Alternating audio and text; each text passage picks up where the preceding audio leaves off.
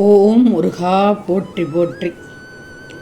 என் அன்பு குழந்தையே, நீண்ட நேரமாக உன்னிடம் ஒன்று கூறவே காத்து கொண்டிருக்கிறேன். இந்த முருகனை உன் அப்பாவாக நினைக்கிறாய் தானே? நினைத்தால் மட்டும் உடனடியாக இதை கேட்டுவிடு. உன்னுடன் இருப்பது உன் திருச்செந்தூர் முருகன். என்னை மீறி வேறு யாரும் உன் வாழ்க்கையை தீர்மானிக்கவே முடியாது. இதை உன் ஆள் மனதில் பதிச்சு வச்சுக்கோ. நீ நினைத்ததை விட மிக அழகாக உன் வாழ்க்கையை இந்த முருகன் மாற்றி காண்பிப்பேன். மற்றவர்கள் உன்மேல் எதையும் புகுத்தி கொண்டிருந்தால் அதை பற்றியெல்லாம் கவலைப்படாதே. நல்ல விடிவு காலம் உனக்கு காத்து கொண்டிருக்கிறது. இது ஒன்று போதும் அல்லவா? தேம்பிக் கொண்டிருக்கும் உன் மனதை நான் தேற்றப் போவதுமில்லை. நீ போதுமான அளவு வாழ்க்கையில் காத்திருந்து விட்டாய். முருகா, என்னை தேற்றப் போவதில்லை என்கிறீர்களே, அப்படியென்றால் எனக்கு உதவி செய்ய மாட்டீர்களா என்று கேட்காதே. இனி நீ எங்கும் எதற்கும் காத்திருக்க அவசியமில்லை. இல்லாமல் நானே உன்னட்ட வந்து உன் வேலையை முடித்து தரப்போகிறேன். நீ நீண்ட காலமாக ஏங்கி வேண்டி நின்றது மிக விரைவில் உன் கையில் வந்து சேரப்போகிறது. இன்பங்களை மட்டும் அனுபவிக்கப் போகிறாய். இனி எதை பற்றியும் நீ யோசிக்க தேவையில்லை. நீ கவலைப்பட்டு கொண்டிருந்தால் உன் மனமானது எப்படி போகும் என்று உனக்கு தெரியாதல்லவா? பல உள்ளங்கள் கவலைகளால் உறங்குவதில்லை. எல்லோருடைய வாழ்க்கையிலும் வெளியே சொல்ல முடியாத ஒரு அத்தியாயம் நிச்சயம் உண்டு. அதில் நீயும் ஒன்று. அதை எண்ணி வருத்தப்படாமல் அதை ஒரு படிப்பினையாக எடுத்துக்கொண்டு தொடர்ந்து உன்னுடைய வாழ்க்கை பயணத்தை சென்று கொண்டே வா. உனக்காக நீயே யோசி. அது பிழையாக இருந்தாலும் பரவாயில்லை. அடுத்த முறை சரியாக சிந்திப்பேயே. நான் சொல்வதை கேட்டுக்கோ. நான் சொல்வதை கேட்டால் வெற்றிக்கான பாதை கிடைத்துவிடும். அந்த வெற்றிக்கான பாதையில் வேக கட்டுப்பாடு எதுவும் இருக்காது. கிடைக்காதவனுக்கு ஏக்கம் அதிகமாக இருக்கிறது, இருப்பவனுக்கோ அலட்சியம் அதிகமாக இருக்கிறது. கிடைத்த பின்பு அலட்சியம் அதிகம்தான். இல்லாதவனுக்கு தேடல் மிக மிக அவசியம்தான். உன் முருகன் திரும்ப திரும்ப சொல்வது தோற்று போகிறோம் என்று வருத்தப்படக்கூடாது. தோற்று விடுவோம், இழந்து விடுவோம் என்று இருந்து விடாதே. தோற்றாலும் இழந்தாலும் அது பாடம்.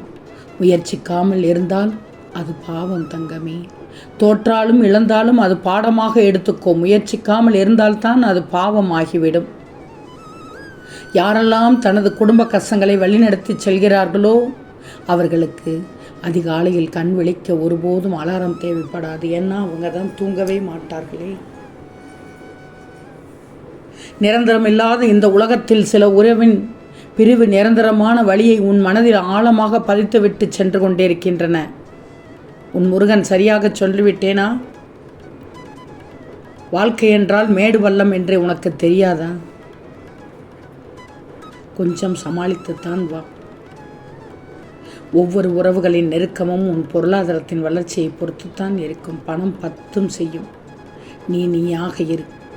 உன்னை பற்றி மற்றவர் சொல்வதை பொறுத்து சில மனிதர்கள் உன்னை மதிப்பீடு செய்து விடுவார்கள். அதற்காக உன் வாழ்க்கை கதையின் முழு பக்கங்களை அவர்களிடம் சொல்லி நீ யார் என்று நிரூபிக்க அவசியமே இல்லை. நீ எப்போதும் எல்லோர் மீதும் அன்பு செலுத்தினாலும் எந்த காரணமும் இல்லாமல் உன்னை விரும்பாதவர்களும் சிலர் இருக்கத்தான் செய்வார்கள். உன்னை வெறுப்பவர்கள் அவர்கள் யாராக இருக்கிறார்கள் என்ற மனநிலையை வெளிப்படுத்துகிறார்கள். அவ்வளவுதான். இங்கு எல்லோரும் எல்லோராலும் விரும்பப்படுவதில்லை. இதுதான் வாழ்க்கை. புரிஞ்சுக்கோ. உன்னை அறியாதவர்கள் எப்போதும் உன்னை தவறாக நினைத்து கொண்டுதான் இருப்பார்கள். அதையெல்லாம் பொருட்படுத்தக்கூடாது. உனது வாழ்க்கை மிகவும் மதிப்பு மிக்கது. அதற்கு மதிப்பளித்து சிறப்பாக வாழ்ந்துவிடு. தனக்கென்று வரும்போது தவறையெல்லாம் ஏற்றுக்கொள்ளாமல் தப்பெல்லாம் சரி என்று வாதாடும் மனமும் குணமும் கொண்டவர்கள்தான் இங்கு உன் வாழ்க்கையில் அதிகமாக இருக்கிறார்கள். கவனமாக இரு.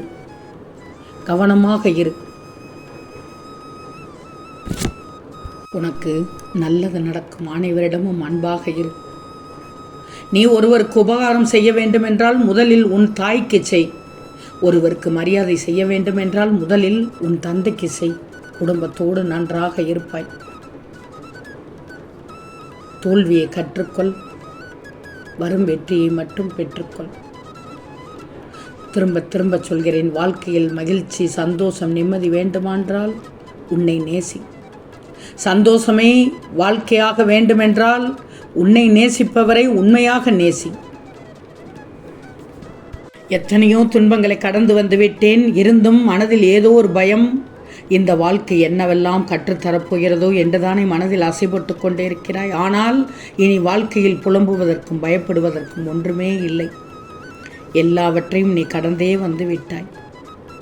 ஏமாற்றமான உன் வாழ்க்கை இனி ஏற்றம் தரப்போகிறது.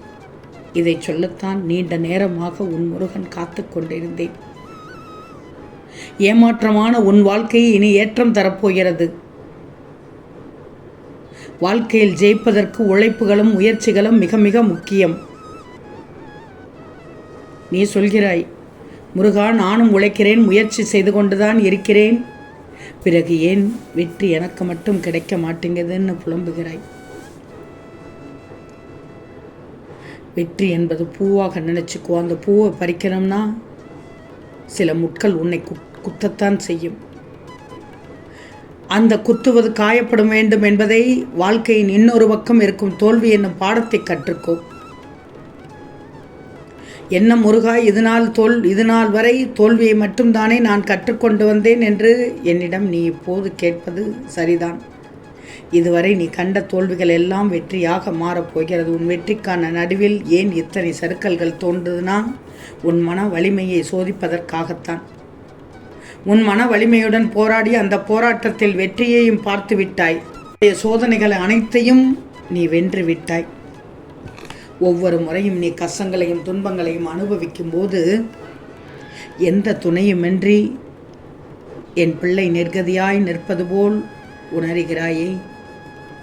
யாரும் இல்லை, நடுவில் எந்த துணையும் இல்லாமல் நிற்கதியாய் நிற்கின்றேன் என்ற எண்ணத்தை மறந்து ஒரு நிமிடம் கண்களை மூடி எதையும் யோசிக்காமல் இந்த முருகனை நினைச்சுக்கோ. அமைதியாக உன் திருச்செந்தூர் முருகனை நினைச்சிக்கோ.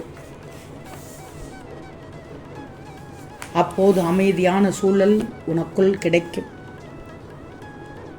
அந்த நிமிடம் நிற்கின்றதை இந்த முருகனின் பிடியில்தான் உன்னை நான் தாங்கிக் கொள்கிறேன் என்பதை மனமாற உணர்வாய். உன் வாழ்க்கையில் என் துணையோடு நல்ல நல்ல நிகழ்ச்சிகள் உன் வீட்டில் நடக்கப் போகிறது. கலங்கக்கூடாது. இந்த நேரத்தில் நீ கலங்கக்கூடாது.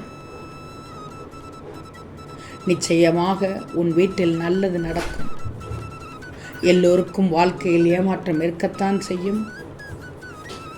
தோல்வி, தவிப்பு, பிரச்சனை என்று இருக்கத்தான் செய்யும்.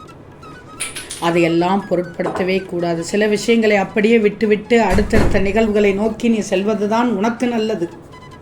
கவலைப்படாது.